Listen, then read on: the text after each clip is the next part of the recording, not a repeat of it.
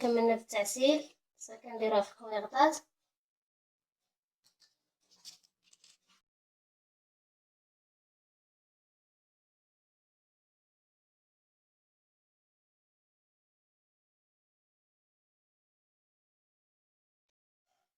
هذا هو الشكل النهائي ديال الحلوى ديالنا. كما كتشوفوا كتجي على هذا الشكل، كيجي الشكل ديالها زوين، والمذاق كذلك كتجي هشيشه.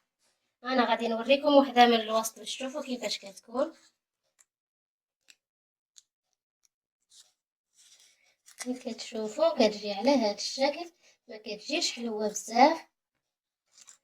نتمنى تعجبكم هذه الوصفه ديال اليوم ان شاء الله وتجربوها.